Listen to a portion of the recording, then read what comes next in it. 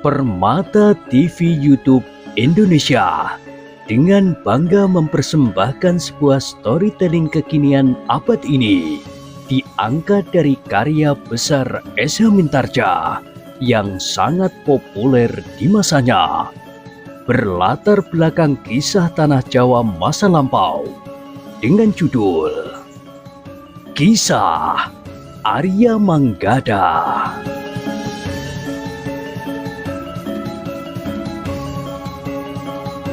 Pada kesempatan yang sangat baik ini, kita masuk pada episode yang ke-100. Selamat menikmati.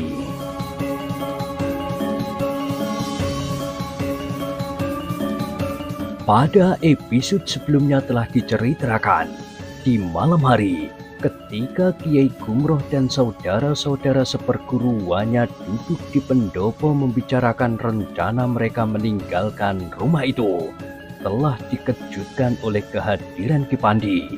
Kiai Gumroh dan saudara-saudara seperguruannya mengira bahwa Ki Pandi tidak akan secepat itu datang kembali mengunjungi mereka. Dengan singkat Ki Pandi menceritakan bahwa ia tidak berhasil menemukan Panembahan Leptogati malam itu. Namun Ki Pandi pun berkata, "Tetapi aku yakin bahwa aku akan dapat membayanginya di hari-hari mendatang.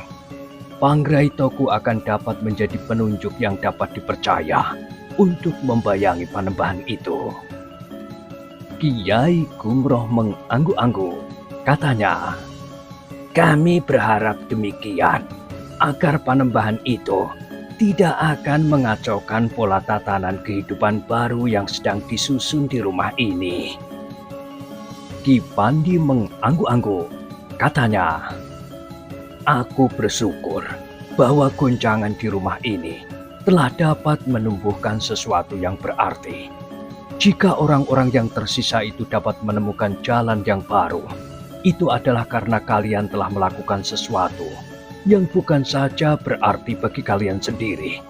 Ternyata akibatnya bukan sekedar mempertahankan pusaka-pusaka itu, tetapi satu perubahan sikap hidup bagi banyak orang. Kita memang harus mensyukurinya, Ki Pandi.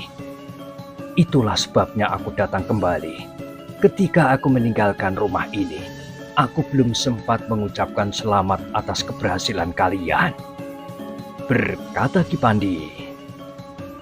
"Tetapi itu juga karena bantuan Ki Pandi. Bukan hanya saat kami datang ke rumah ini, tetapi juga sejak jauh sebelumnya. Tanpa kehadiran kedua ekor harimau itu, maka sulitlah bagi kami untuk mempertahankan pusaka-pusaka itu di rumahku sebelum saudara-saudaraku berkumpul." Ki Pandi menggeleng. Katanya, "Tidak, kalian mempunyai kekuatan cukup untuk mempertahankan pusaka itu saat ini." Kiai Gumroh dan saudara-saudara seperguruannya itu termangu-mangu sejenak. Sementara Ki Pandi berkata selanjutnya, "Tidak ada seorang pun, bahkan sekelompok orang pun yang akan dapat mengambil pusaka-pusaka itu dari kalian sekarang, selagi kalian masih lengkap, atau setidak-tidaknya sebagian besar dari kalian."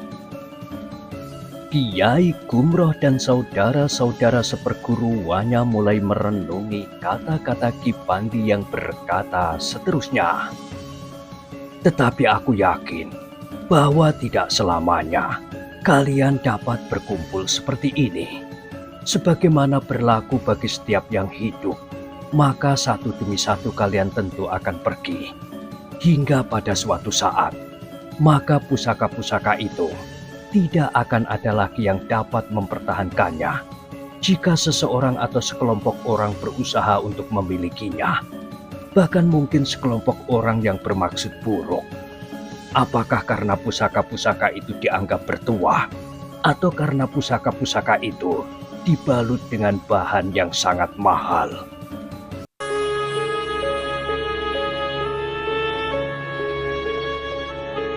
Kiai Gumroh menarik nafas dalam-dalam. Ia mulai meraba arah bicara Ki Pandi yang bongkok itu. Dengan nada dalam ia berkata, "Jadi menurut Ki Pandi, apa yang sebaiknya kami lakukan?" "Kiai," sahut Ki Pandi, "menurut penglihatanku, kalian yang mempertahankan pusaka-pusaka itu rata-rata sudah seumur dengan aku. Berapa tahun lagi kalian masih dapat bertahan? 5 tahun? Atau 10 tahun? Atau berapa? Kalian sekarang dapat berbangga atas keutuhan kalian sebagai saudara-saudara seperguruan. Seakan-akan tidak akan ada kekuatan yang dapat memecahkan hubungan kalian yang satu dengan yang lain. Tetapi kalian tidak sempat memikirkan bahwa suatu saat itu akan datang juga. Satu demi satu kalian akan tidak ada lagi." Kiai Gumroh dan saudara-saudara seperguruannya mulai mengerutkan kening mereka. Kata-kata Ki Pandi itu mulai menyentuh jantung mereka.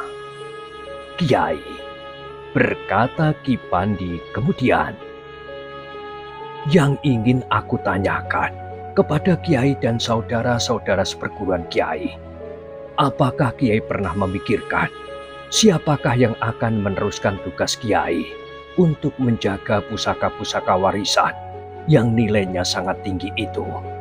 Kiai tentu tidak akan dapat selalu berbangga karena Kiai dan saudara-saudara seperguruan Kiai masih mampu mempertahankannya. Kiai, coba marilah kita lihat. Yang umurnya masih terhitung muda di sini hanyalah anak, menantu, dan seorang cucu Kiai. Tetapi apakah mereka kemudian akan mampu melindungi pusaka-pusaka itu sebagaimana Kiai dan saudara-saudara seperguruan Kiai sekarang ini?"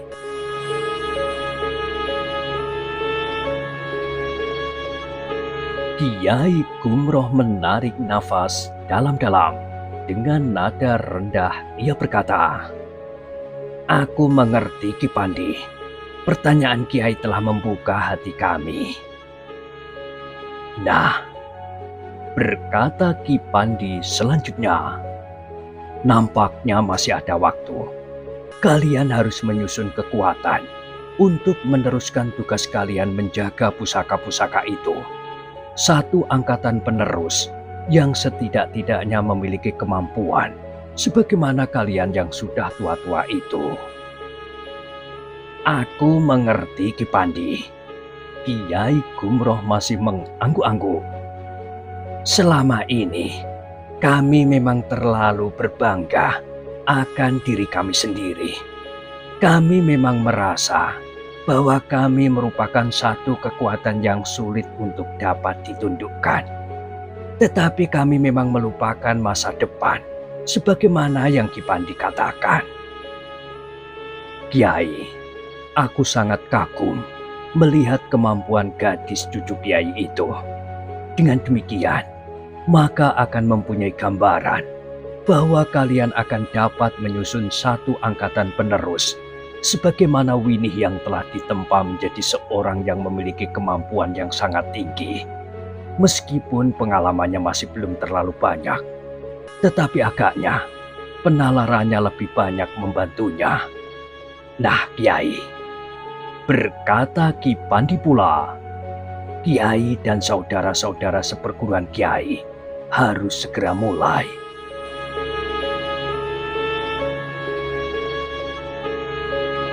Kiai Gumroh termangu-mangu sejenak.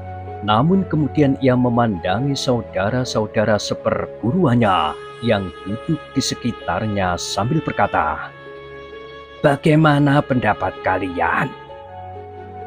Juragan Gula itulah yang menyahut, "Aku sependapat dengan Ki Pandi. Selama ini kita memang terlalu berbangga akan diri kita sendiri. Bahkan sampai hari ini kita berbangga bahwa kita dapat mempertahankan pusaka-pusaka warisan serta lambang dari perguruan kita, sehingga kita tenggelam dalam kebanggaan itu. Tetapi kita memang tidak dapat berpikir bagaimana yang akan terjadi jika 5 tahun lagi atau 10 tahun lagi keadaan seperti ini akan terulang. Sementara orang lain menyusun kekuatan untuk mulai dengan langkah-langkah yang baru. Orang yang selalu menyebut dirinya berilmu tinggi itu pun berkata sambil mengusap-usap lukanya yang masih terasa pedih. Iya, kita sekarang mampu melawan orang yang jumlahnya jauh lebih banyak dari jumlah kita. Kita dapat mengurangi jumlah mereka seorang demi seorang dengan cara kita. Namun suatu saat, jumlah kitalah yang akan dikurangi seorang demi seorang. Seorang yang lain pun berkata, apakah kita dapat menghentikan laju umur kita yang memanjat dari tahun ke tahun?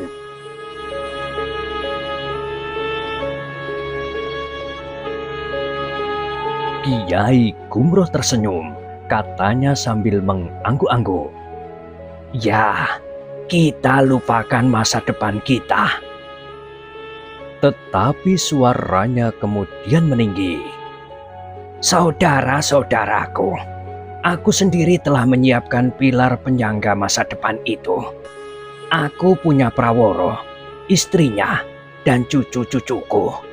Nah, bagaimana dengan kalian? Buto Ijo itu bergumam hampir kepada dirinya sendiri. Cucu-cucumu? Berapa jumlah cucumu? 3, jawab Kiai Gumroh. Seorang perempuan dan 2 orang laki-laki. Tiba-tiba saja semua orang berpaling kepada Manggada dan Laksono. Sementara Manggada dan Laksono sendiri menjadi bingung. Namun Kiai Gumroh itu pun berkata, sebenarnya aku memang pernah berbicara tentang pendukung masa depan. Aku juga pernah berbicara dengan kedua cucu laki-lakiku itu. Sekarang aku ingin menegaskan bahwa keduanya akan termasuk menjadi penerus dari perguruan kita.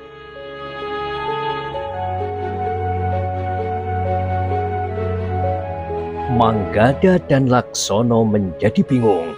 Sementara Kiai Gumroh itu pun berkata kepada saudara-saudara seperguruannya, tetapi sudah tentu bahwa kalian juga berkewajiban untuk menyiapkannya.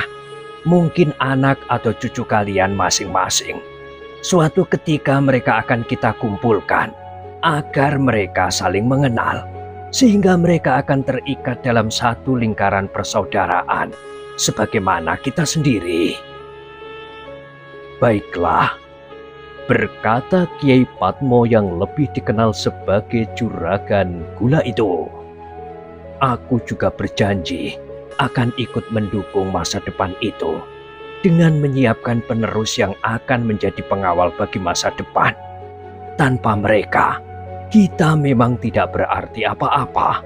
Apa yang kita pertahankan dengan penuh kebanggaan sekarang ini tidak lebih dari satu mimpi buruk. Seorang yang lebih banyak mengantuk itu pun berkata, kita terlalu asik dengan kebanggaan kita sendiri.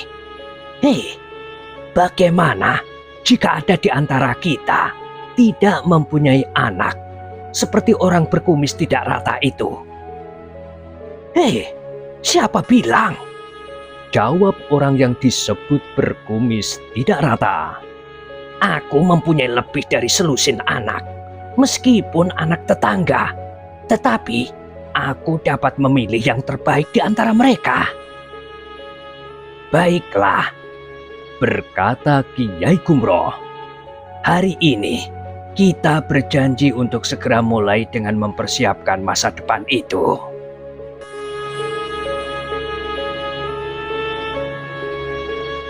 Namun dalam pada itu, Manggada dan Laksono menjadi gelisah. Mereka tidak akan dapat terikat dengan rencana itu. Dengan memaksa diri, Manggada berkata, Kiai, kami berdua mohon maaf. Kecuali kami berdua merasa sama sekali tidak berarti di sini, kami pun masih mempunyai kepentingan yang lain. Sejak kami meninggalkan rumah paman, kami belum pernah sampai ke rumah ayah. Jika suatu hari paman berkunjung ke rumah ayah, dan kami belum ada di rumah, maka ayah tentu akan menjadi gelisah. Kiai Gumroh mengerutkan dahinya. Katanya, "Bukankah kalian sudah menyatakan keinginan kalian untuk tinggal bersama kami?" "Waktu itu memang demikian," jawab Manggada. "Tetapi betapa bodohnya kami, bahwa kami merasa akan dapat membantu Kiai. Pada suatu hari, kau akan kami antar pulang, dan sekaligus minta kepada orang tua kalian bahwa kalian akan berada di lingkungan kami," berkata Kiai Gumroh. "Terima kasih Kiai, tetapi sebaiknya kami pulang lebih dahulu." Suara Manggada merendah. Ki Pandilah yang kemudian menyahut, "Jika demikian, biarlah aku menemani anak-anak ini. Aku sudah kenal mereka sejak lama. Aku akan mengantarnya pula. Suatu ketika aku akan membawa mereka kembali kepada kalian." Kiai Gumroh menarik nafas dalam-dalam, sementara Winih yang duduk di sebelah anak-anak muda itu bertanya, "Kalian akan meninggalkan kami?" "Orang tua kami akan kehilangan kami jika kami tidak pulang," jawab Manggada. Kiai Gumroh menarik nafas dalam-dalam. Katanya, "Tetapi ingat anak-anak, kalian adalah cucu-cucuku."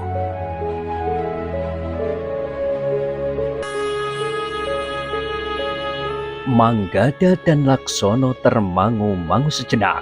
Mereka pun sebenarnya merasa sangat berat untuk meninggalkan Kiai Gumroh. Meskipun mereka tahu bahwa mereka tidak berarti apa-apa bagi orang tua itu. Namun selama ia berada di rumah Kiai Gumroh, maka ia memang merasa seolah-olah tinggal di rumah sendiri. Bahkan setelah anak dan menantu Kiai Gumroh beserta Winih datang, hubungan mereka dengan keluarga Kiai Gumroh itu menjadi semakin akrab. Bahkan Manggada dan Laksono kadang-kadang sering lupa dan merasa bahwa mereka memang bagian dari keluarga itu. Namun akhirnya Kiai Gumroh pun telah melepasnya pula juragan gula yang sudah akrab pula dengan kedua orang anak muda itu. Bahkan beberapa orang yang lain juga ikut menyesalkan kepergian Manggada dan Laksono.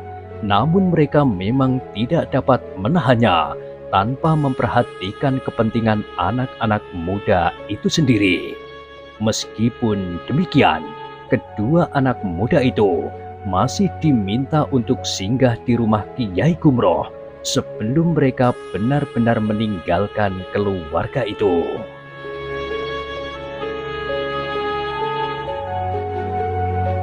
Demikianlah, maka keesokan harinya Kiai Gumroh dan saudara-saudara seperguruannya itu pun telah meninggalkan Kundolo yang nampaknya mulai dapat menguasai orang-orang yang masih tersisa di rumah itu. Kepada mereka, Kiai Gumroh berkata, "Ikutilah jejak langkah Kundolo. Jika kalian berjanji, maka kami tidak akan melaporkan kegiatan kalian kepada Senopati Pajang yang mendapat tugas di daerah ini.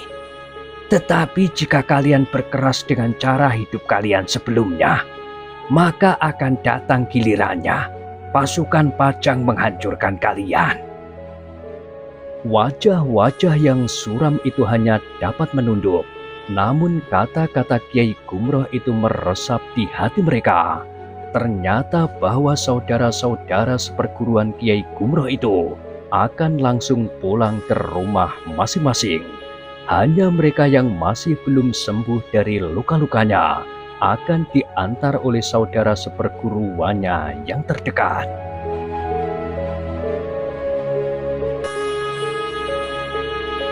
Dua orang yang lukanya masih agak parah akan dibawa lebih dahulu ke rumah Kiai Gumroh. Demikian pula pusaka-pusaka yang telah berhasil mereka pertahankan itu akan tetap disimpan di rumah Kiai Gumroh untuk sementara sebelum mereka mengambil keputusan lain, karena tempat itu sudah menjadi tidak tenang lagi. Ketika Kiai Gumroh dan keluarganya serta kedua orang saudara seperguruannya yang terluka itu sampai di rumah, mereka menjadi heran. Dua orang yang tertangkap dan ditahan di rumah itu ternyata masih tetap menunggu. Ketika pengaruh ketukan jari-jari Kiai Gumroh telah mengendur, sehingga keduanya pun terbangun, keduanya tidak berniat untuk melarikan diri. Ternyata mereka merasa bahwa mereka tidak akan dapat hidup lagi tanpa perlindungan Kiai Gumroh. Baiklah, besok kau akan kami serahkan kepada Kundolo yang sekarang memimpin kawan-kawanmu di rumah Kiai Windukusumo, berkata Kiai Gumroh kepada mereka. Namun dalam pada itu, Manggada dan Laksono benar-benar akan meninggalkan rumah itu. Betapa beratnya hati keluarga Kiai Gumroh, namun mereka harus melepas mereka. Meskipun demikian, mereka merasa berbesar hati bahwa Ki Pandi akan membawa mereka sampai kepada orang tua mereka dan kelak akan membawa mereka kembali kepadanya. Kedua anak muda itu diharapkan akan dapat menjadi bagian dari penerus yang akan mengawal lambang kehadiran mereka. Winih melepas kedua orang anak muda itu dengan mata yang basah. Banyak kesan yang tertinggal di hatinya tentang kedua anak muda itu. Setiap kali Winih masih memperbandingkan keduanya dengan Darpati yang hampir saja merampas hatinya, sehingga ia akan dapat kehilangan pribadinya. Manggada yang sudah siap untuk berangkat itu berkata, "Aku kagumi kau Winih, kami berdua bukan apa-apa di pandangan matamu." Kalian salah mengerti, Kakang. Jawab Winih. Aku bangga terhadap kalian berdua. Ilmu, kemampuan, dan kelebihan apapun tidak berarti apa-apa tanpa dukungan kepribadian yang kuat. Dan kalian sudah memiliki kepribadian itu. Pada saatnya, kalian akan kembali dengan ilmu dan kemampuan yang tinggi, didukung oleh kepribadian yang sangat kuat. Manggada mengangguk-angguk, sementara Laksono berkata, "Jika kelak aku kembali, apakah kau masih tetap menganggap kami sebagai kakakmu sendiri?" "Tentu, Kakang," jawab Winih. Dahi Laksono berkerut, tetapi ia pun berdesis, "Terima kasih Winih, kelak kami tentu akan datang kembali." Demikianlah, maka Manggada dan Laksono pun benar-benar meninggalkan rumah itu. Nyi Praworo membekali mereka dengan obat-obatan yang penting bagi mereka di perjalanan. "Kami titipkan anak-anak ini kepadamu, Ki Pandi," berkata Kiai Gumroh. Ki Pandi tersenyum sambil mengangguk-angguk. Namun sejenak kemudian, maka mereka pun telah pergi.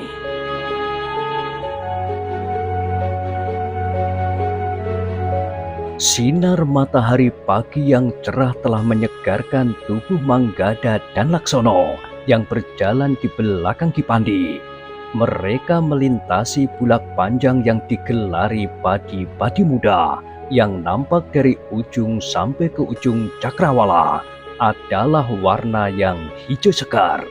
Satu-satu titik embun yang masih bergayut nampak berkilat-kilat memantulkan cahaya matahari. Ki Pandi yang bongkok itu berjalan sambil menundukkan kepalanya. Nampaknya memang ada yang sedang direnungkannya. Sementara itu, di belakang mereka, Manggada dan Laksono masih juga sempat berkelakar.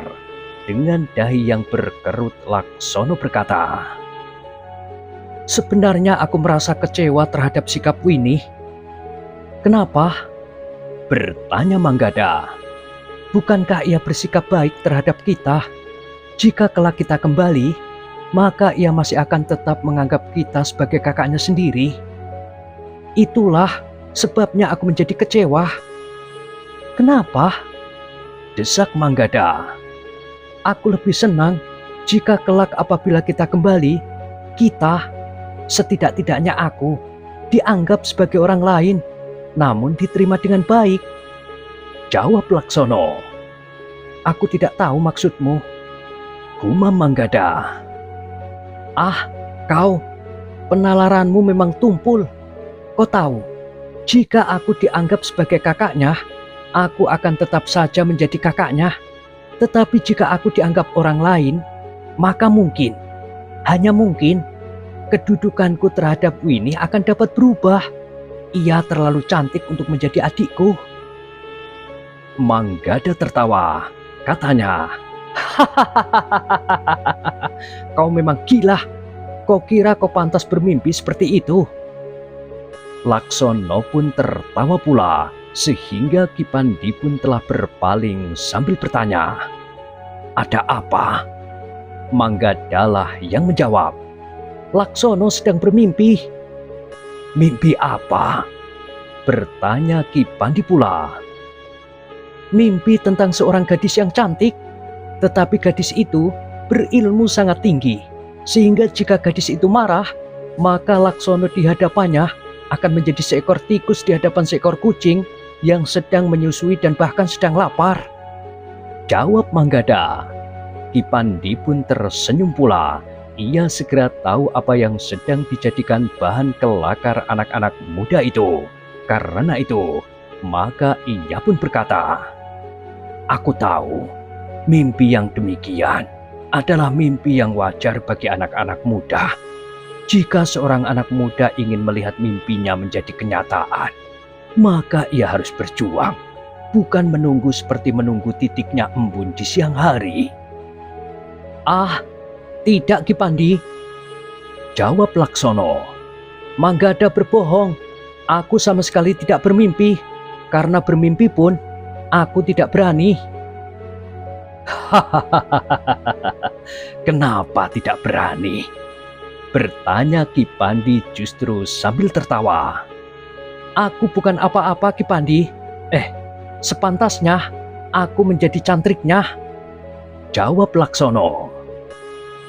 Jangan begitu, berkata Ki Pandi. Lalu katanya, aku tahu bahwa kalian tidak bersungguh-sungguh. Tetapi pada kesempatan lain, jika kalian bersungguh-sungguh, maka kalian harus berbuat sesuatu. Berbuat apa? Bertanya Manggada. Hei, nampaknya kau yang justru lebih dahulu ingin berbuat sesuatu itu. Potong Laksono. Manggada tertawa. Katanya, hehehe, tidak, aku hanya ingin tahu, seperti yang dikatakan oleh Ki Pandi. Mungkin pada kesempatan lain, aku bisa menjadi seekor tikus.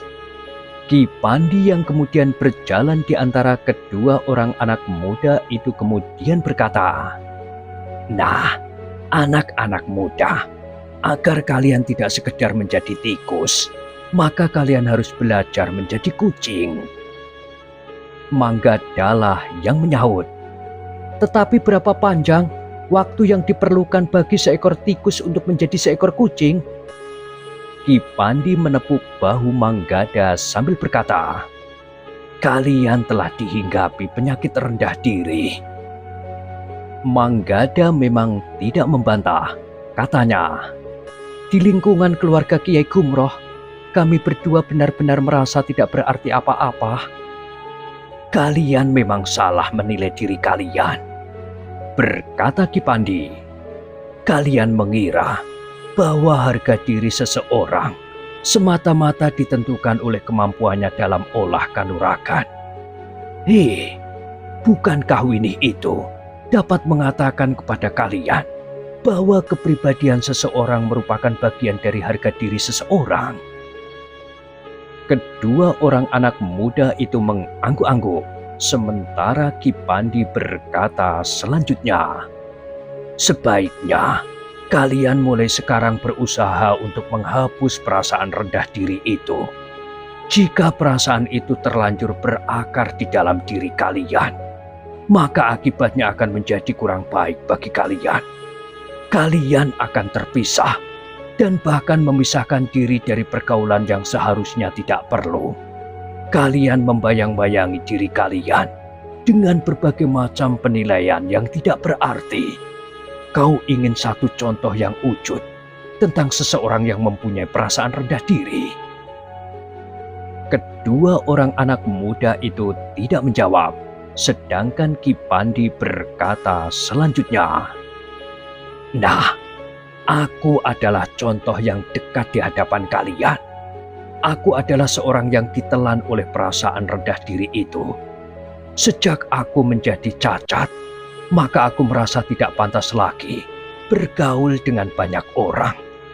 Aku jarang sekali berkumpul dengan anak-anak muda sebanyak waktu itu.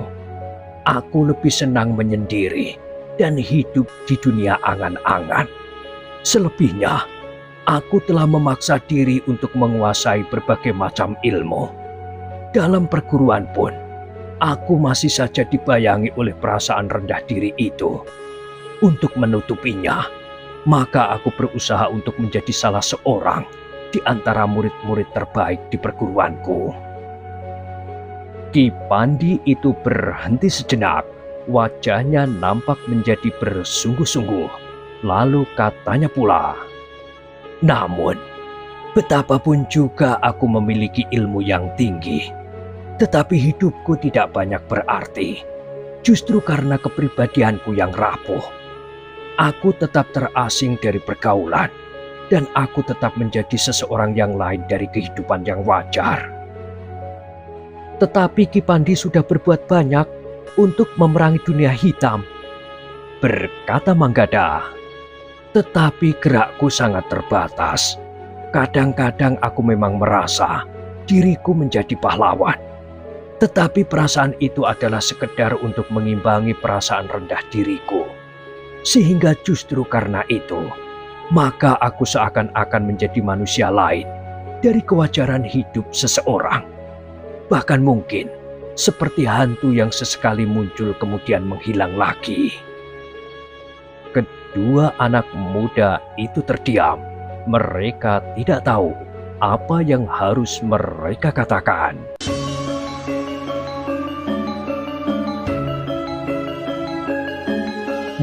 Nah, bagaimanakah kisah selanjutnya? Silakan ikuti terus kisah Arya Manggada pada episode berikutnya. Sampai jumpa.